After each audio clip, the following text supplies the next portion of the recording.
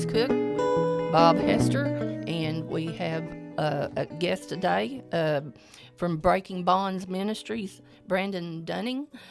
Breaking Yes. Bonds Ministries is a multifaceted, Christ centered ministry founded in Jonesboro, Arkansas, and their primary mission is changing the world one soul at a time. They are a 7 month long treatment program to help men struggling with addiction. And welcome, Brandon. Hi there. Thanks for having me. I'm very excited. Thank you. Thank you.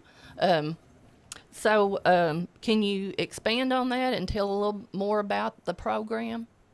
So yeah, that's our about us on our website. But what Breaking Bonds is it is a residential program for men who struggle with drugs or alcohol, and so they live on site. As part of our program, we teach these guys most importantly about Jesus. To develop a faith with Jesus, that is the center and main part of our program. But all our residents they live on site. We help them try to get some things as they're here. If they don't have their GED or never finished high school, we'd like to help them get their GEDs. If they don't have a driver's license or it's been suspended, we try to help with that. If someone's struggling with maybe a job resume, trying to get work for aftercare, that's something we want to help provide as someone moves through our program. But at its basis, we set out to help men who struggle with drugs or alcohol through the hope that we find in Jesus. That's wonderful. That's wonderful. Um, Without sharing names, could you share a story of someone whose transformation really impacted you? Let's see. Hate to put you on the spot. No, you're fine. That's perfect. I have seen many. There's one story that comes to mind, but I've seen many stories of husband and wife marriages coming back together, um, father and son, father and daughters coming back together. Um, so many stories of restoration where people thought that you know how addiction is. Addiction is it's chaos, Yeah. and it leaves destruction in its wake. And so whenever I personally went through Breaking Bonds Ministries, and you know I had left a lot of my relationships in a bad place, and so I had a lot of mending and of trust to be done with my parents first and foremost, but many people in my life. And so that restoration takes time, and it takes sometimes you proving yourself and you showing, hey, I'm not just saying these things, but I'm actually going to walk this out. But there's one story that comes to mind. I remember we do our services on Tuesday nights. We have an outreach service in Jonesboro. On Tuesday nights at 6:15 at Southwest Church of Christ, and we do interviews after our service.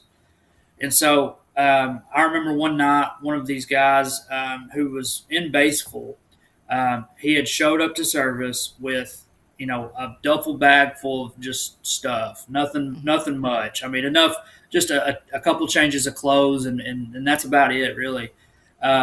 He got there and he didn't have anybody with him. Like we require someone to check you in if you come into our program, and he had showed up by himself with a duffel bag, and we were like, "What's going on, man? Tell us your story." And he said he had 50 or some odd dollars to his name, and he had spent the last amount of money he had was buying a cab from Batesville to Jonesboro, Yeah. just so he could get an interview for our program with no guarantee that he would get in. He did. He made it in. Um, he went through our program. He's is doing fine, doing great, and I know that he has a relationship with his son now, and so though that's a story that really sticks out to me. Yeah. Uh, Brandon, I know you mentioned the word destruction, and you kind of indicated that it was more than just you or your family, but that's true. I mean, these things affect many people, not just one or two people. Is that correct?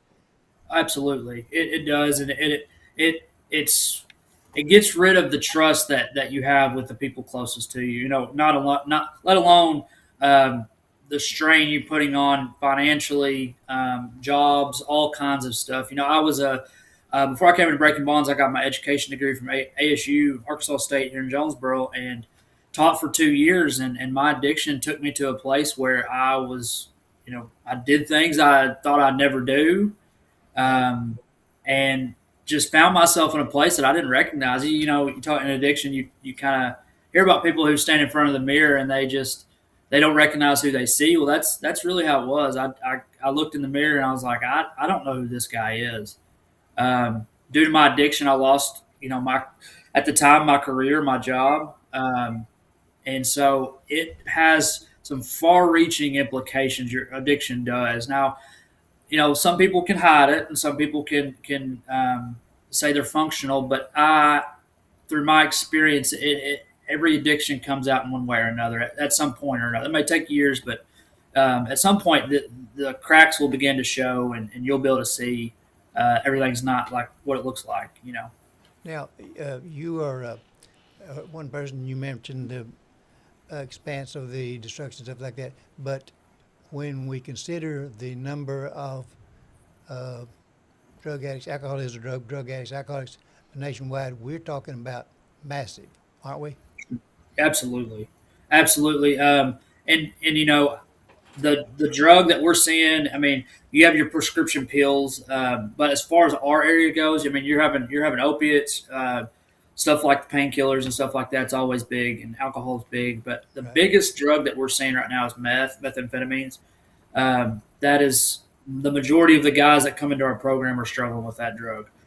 And so, yeah, it's far reaching. At one point it was like there was that one family who had that one nephew who struggled with addiction, but now you can talk to anybody, any family, and everybody knows someone who struggles with this now. And Exactly. it's not, Yes. yeah, it's all over the place. Yeah.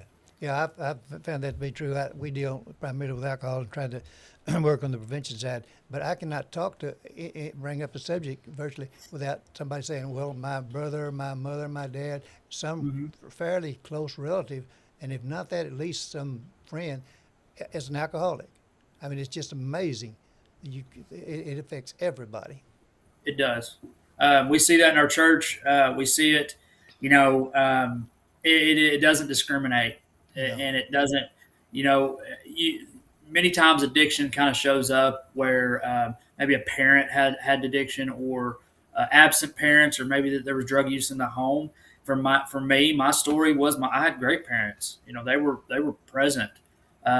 Didn't want or need for anything, and they were very loving and took care of me, and so it's not always the case. It doesn't discriminate against how much money you make, or whether you have good parental presence at home or not. That's at least that's what I found. I got one more question for maybe Sure. somebody asked a question.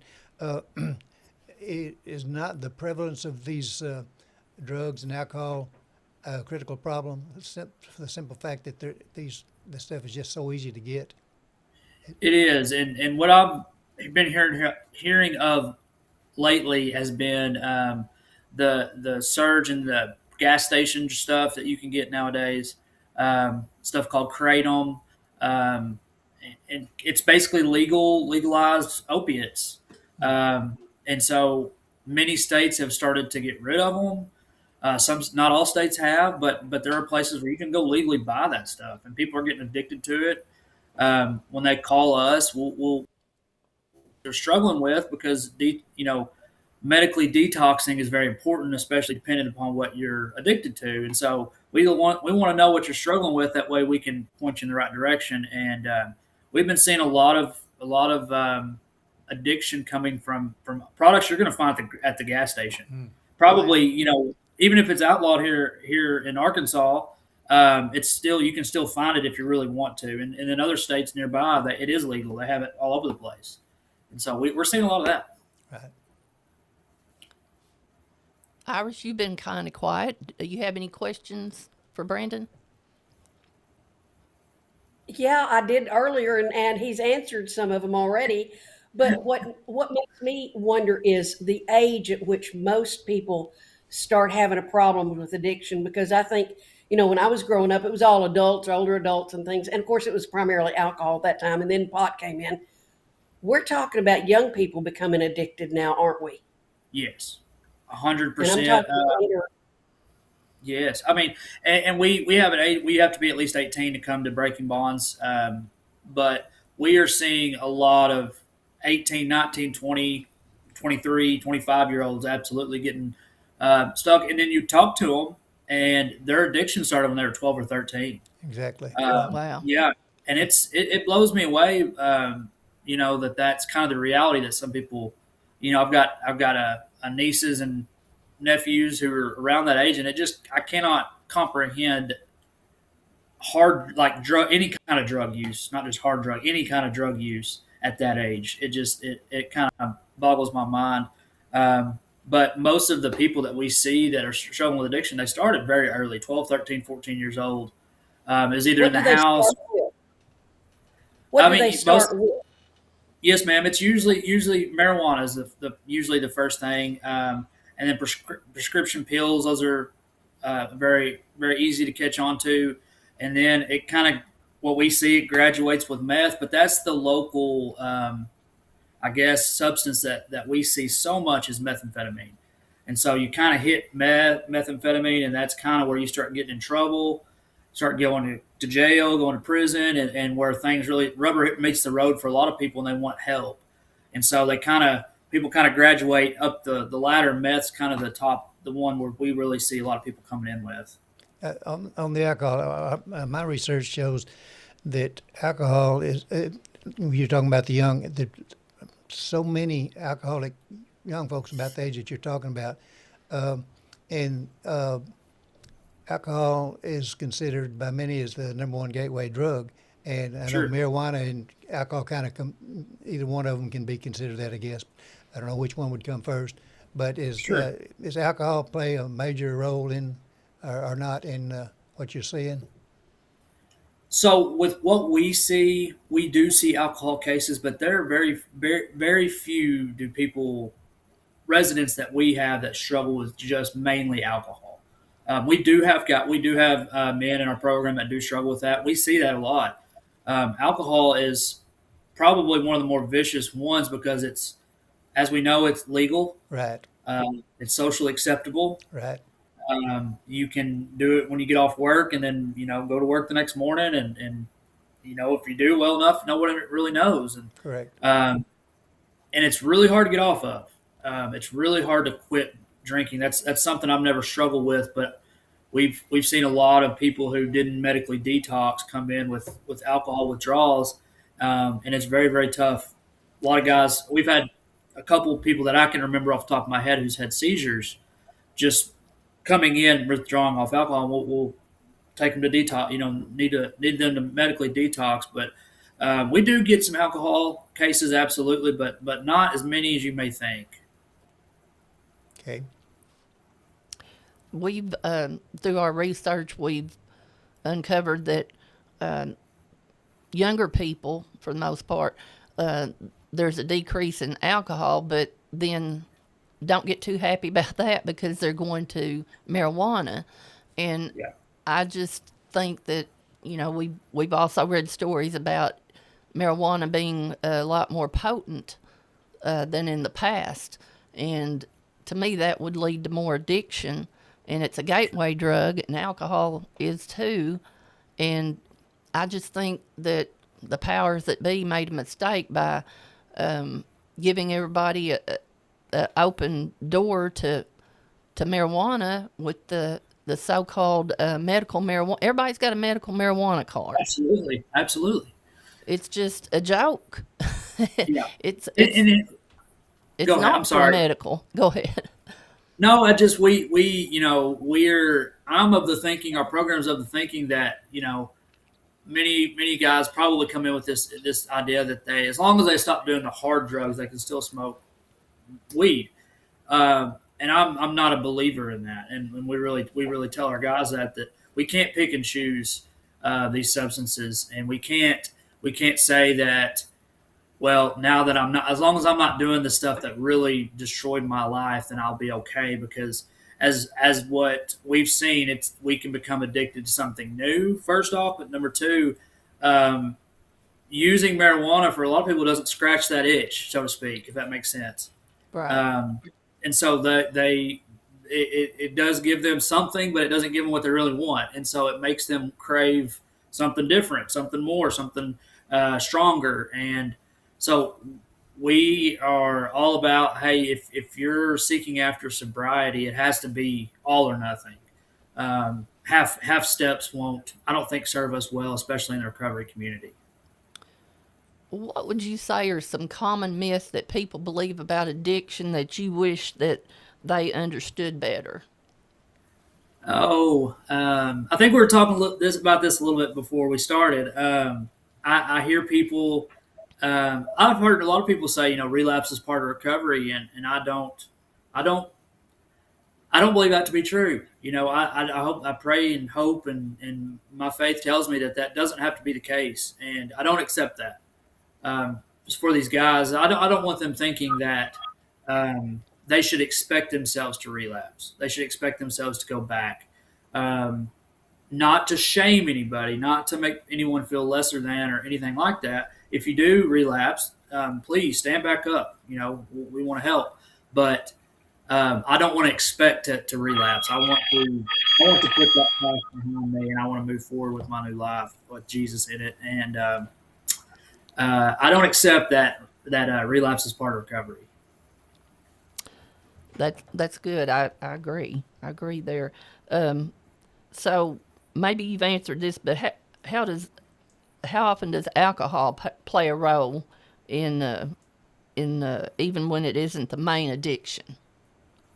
That's a good question because alcohol is one of those things that's kind of like it's while we don't see it as the main source of addiction, it usually it's going hand in hand with other drugs. Right. And so, someone's using painkillers, they'll drink with it, or if it's methamphetamines, they'll drink with it, or whatever. But that will kind of go hand in hand. While it's not the main thing, it does kind of go together. And a lot of people don't realize that uh, alcohol is related to 7 kinds of cancers, at least 7 kinds. Breast cancer is one, and what was it? Throat, Yeah, I can't remember what they are, but esophagus, almost every part of your body. yeah, liver for sure. Um, and it, I heard a person was telling about a relative of theirs. They were a young man and they were throwing up blood, and they had to have a liver transplant Yeah. because of drinking, and it's Sure, real. Do it is. Brandon? Do these people understand? I mean, it's just total destruction, but do they understand the physical health issues with that at all? Is that ever They brought up? do. It's kind of like that bad habit that that you have that you don't need to do, um, and yet you do it anyways. Even though these habits, especially addiction, are obviously life. I mean, it's going to run rampant on your health. It's gonna mess up relationships. We've already talked about that, but it's gonna play a part on your health. And so, you know, what I've learned in recovery ministry is that just the facts or just knowing that something's bad for you is not a strong enough motivator for someone Right, to quit. right. They're Okay. not going You to have to quit work just on the because. psych. You have to work Sorry. on the psychological as I said. You have to work on the psychological as well as the physical, and that's what Absolutely. y'all do. Is work to teach people to retrain their minds. Sure, and that's what we want to do is just them having the knowledge that this is bad. They've probably known this is bad since very early on, and that's not been enough for them to quit. And so we want to put. I always use this illustration, especially with Jesus. I if our addiction and our past is this house that's on fire, and we know that our everything's really bad, we need to get out of that house because it's bad. It's a bad scene. Well, that's a very good motivator, but we don't want to just run out of the burning building. We want to put something in their path for them to run towards. So not just exit the chaos, but actually run towards something better. And so we're exiting the chaos. We're leaving behind the old life that we used to live. But more importantly, and the best motivator I have found for recovery has been finding a relationship with Jesus. And so leaving that burning building and running towards something better, which is Christ. That's what we believe and that's what we teach. We work on giving our guys tools to make better decisions, tools to set themselves up for a better life going into the future. We help guys get their GED. driver's licenses, resumes. We work on all those kinds of things. We have parenting classes that our guys go through in the first 3 months where, in addiction, you're not the best dad. You've not been the best role model, and you've not been the best husband, more than likely, or son, or any of those things. And so we have classes geared just towards how do I be a godly father in the house. Um, we have another class called Life Skills, and it goes through the Franklin Covey curriculum. And so 7 Habits of Highly Effective People, and there's 2 other courses our men go through, and those are not just classes to say, okay, those guys got those, we can put that on our website. We offer that. But what we see is it gives them a framework for how to move forward in their life, how to operate differently, and stop. If someone who is in addiction has been a farmer for all of their life, but now all of a sudden they want to enter a whole new field, well, we want to come beside them in that. We want to partner with them, and so we it's important for these guys to get job skills while they're here, and all those types of things. We want to develop the whole person, I guess you could say. Yeah, Brandon, would you consider maybe that's the reason why the success rate of the Christian programs are much higher? 'Cause the others, they get them up, but they leave a void there, and they don't try to work on the whole person and on their life. Is that Sure. sort of the way it works? Y'all give them Yeah, purpose, things to do, I believe and don't so. leave a void for them. Yeah, I believe so. I think for men especially, and I think this is true for men and women, but for men, I think men need a reason to get out of bed in the morning. I think we need a purpose. We need something that motivates us and something to work towards. And I found that to be true with me and our residents here at Breaking Bonds that we need purpose. We got to have something to wake up. And I've got a beautiful daughter, and I've got a beautiful wife, and a beautiful home, and so many great things in my life. But ultimately, none of those things are good enough motivators for me not to go back to drugs or alcohol. Um, on themselves, they're not going to get me clean, but a relationship with my Creator, I believe, will, and it Amen. can. We have to pursue it. We have to work at it. We have to be vigilant and disciplined and on guard and all those things. But um, I believe that relationship with Jesus is something that many of the recovery things that I see is missing. Right. Great.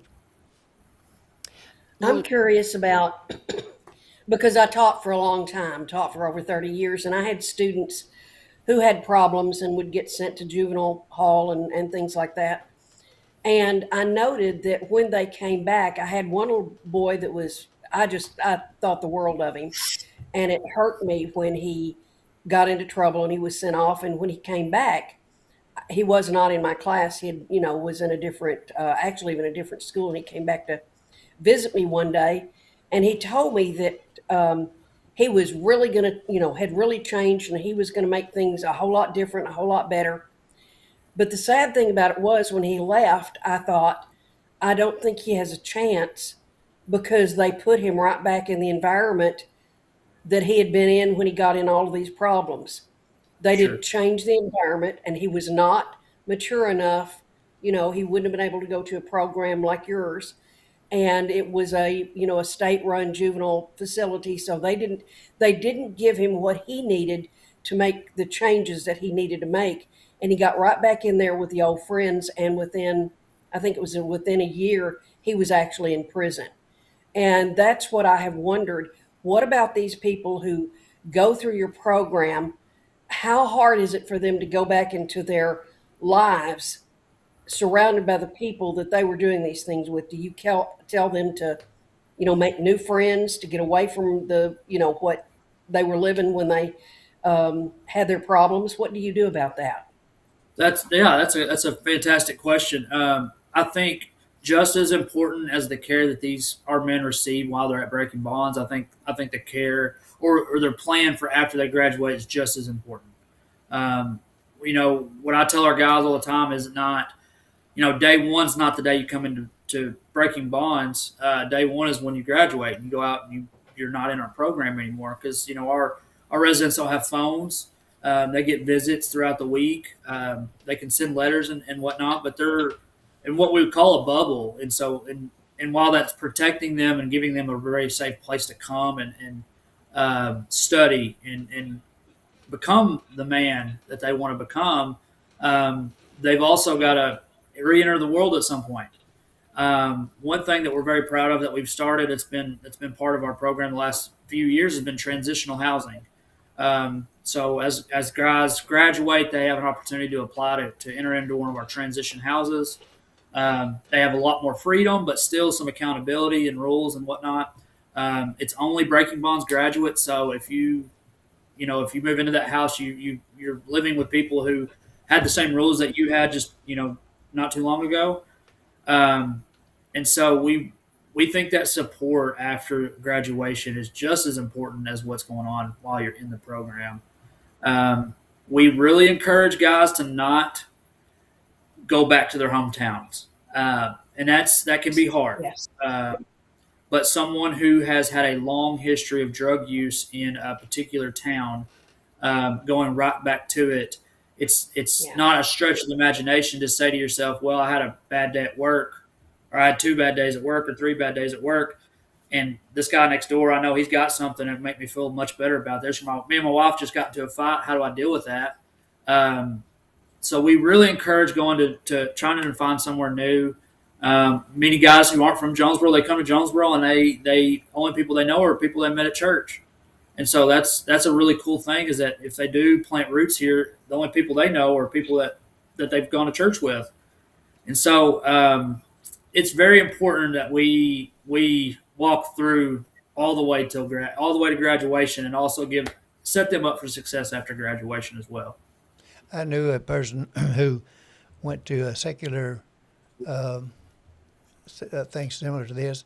I think it was in Little Rock, and this was a female, and she came back. It was just like a few weeks. It wasn't really long enough. It wasn't like y'all's program, which is, I think, is totally necessary, but a short time. And her husband was a drinker too, and she came back and just immediately started drinking again. And she went through that program again, and same thing, and drinking to this day, as far as I know. And I think each one of those times she was there, it cost like the public it cost $15,000, I believe it was. Wow. And so, I don't know if that's average for a secular type or what, but it emphasizes what you said about changing the environment. They can't come back and be in the same situation and expect to Yeah. have a whole lot of success, correct? 100%. And I can't speak too much on like secular, cost or anything like that about secular places. But I do know that our program is 7 months long, and I believe I think a long term, whether it's the magic number is 7, 6, 8. I don't know what the magic number is, but our program's 7. I think a long term treatment program is very needed. Yes. Especially with people who've spent 10 plus years in addiction, or 5 years in addiction, or however long. They didn't get there overnight, and it's not doing us any favors by saying, well, we want you to get help, but you only need 30 days. I think Right. it takes longer than that. Absolutely. Yeah. Now, are there cases where that's worked? Yes, of course there are.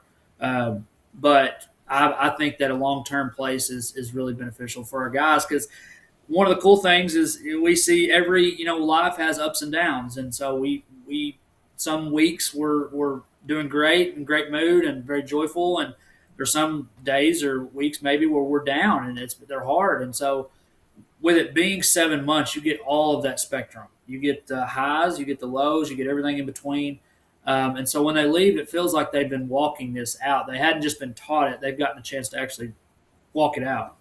And so they've had some tough times, they've had some great times, and everything in between they've had in 7 months. And so I'm a fan of long term. Right. Yeah. Yeah. Yeah, I think it's necessary myself. Well, Brandon, what would you say are the hardest challenges you faced running a ministry like this? Is it the money, the fundraising? What are the challenges? That's a great question. One of the things we're very proud of is that our program doesn't cost a dime to the people in our program. It's completely free. We don't take insurance. We don't charge insurance. None of that stuff. It's completely free. And part of how we get our funding is we have donors, and donors contribute, and they they give so that we can do the mission work, so that we can provide a great place for these guys to live for 7 months, and a safe, clean place with good food and all those things. And part of our programs, our guys go out and work and they serve in the community, and that's important too. So we're not a work camp. We're not a place where people come and just work for 7 months. It gives these guys a good outline for how their daily life should look like as they leave. So we do a devotional first thing in the morning. We eat breakfast. We have a Bible study with our whole camp. And then our guys go out to, either if they're within 3 months, they go to class, and if they're not, then they go serve somewhere. They work serve or work a full day, and they come home, eat supper, and they have another Bible study, and then they rest.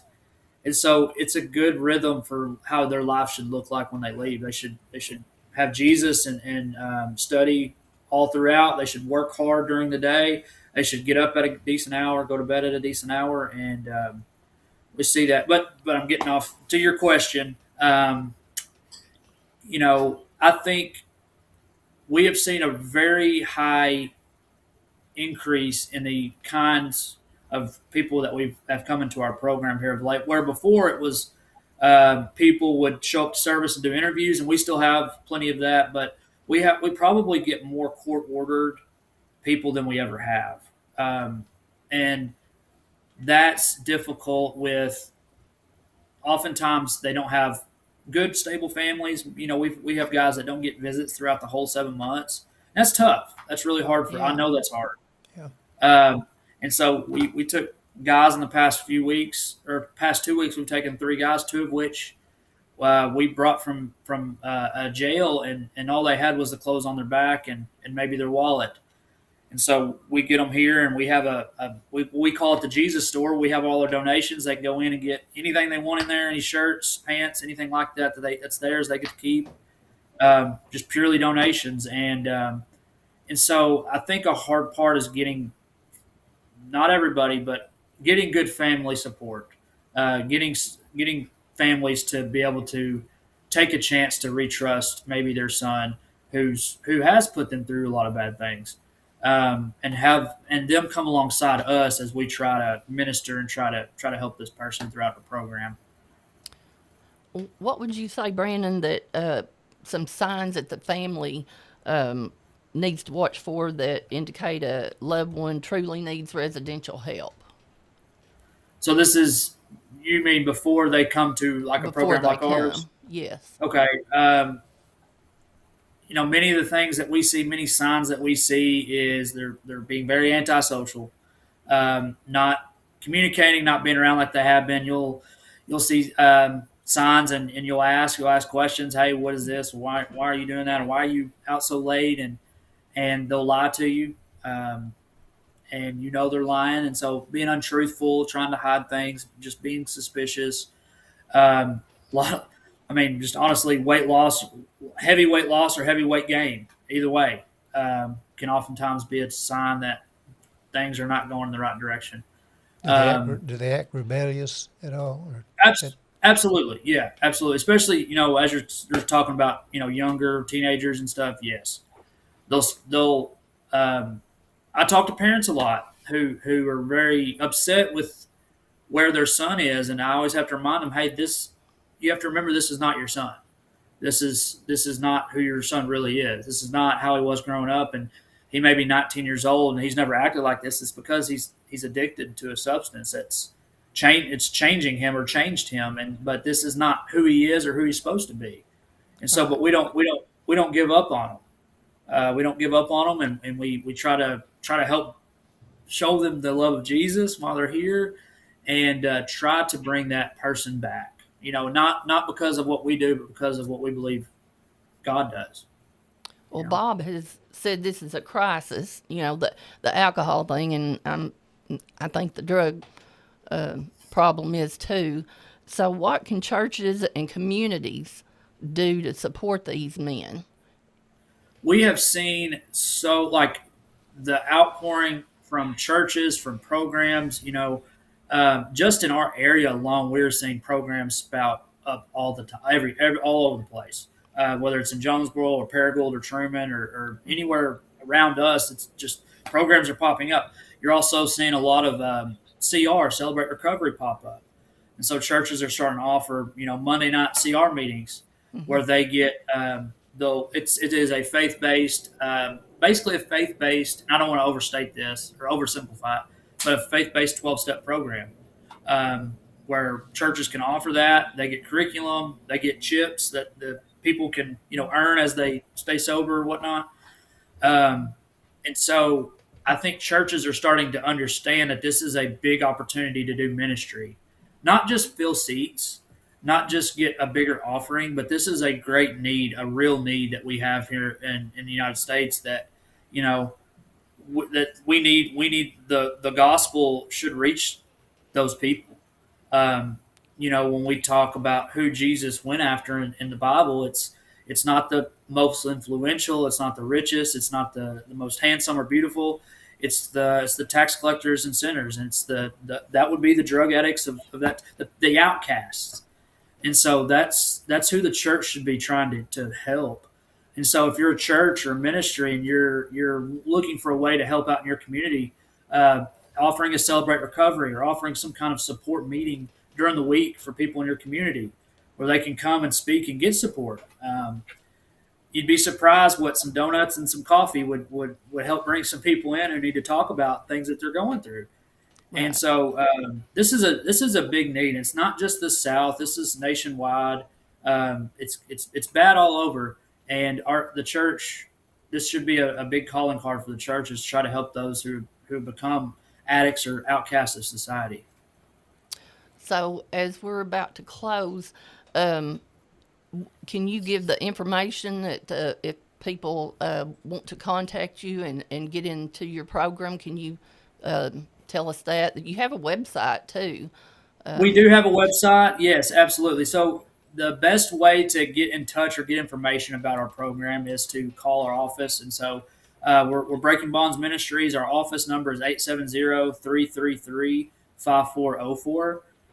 We have a weekly service every Tuesday night at Southwest Church of Christ here in Jonesboro, where it's an outreach meeting where people can come. It's a church service. We have worship music and a sermon, and you can come and worship with us. Or if you're interested in becoming part of our program or getting help for your addiction, you can come and do an in-person interview with us and see what we can do to help you. I think we've got your website where we can show everyone. There Yes. it is. Yep. And it's got the phone number on there too. I Yes, believe. ma'am. Yes. Okay. Well, does anybody else have any other questions? Bob?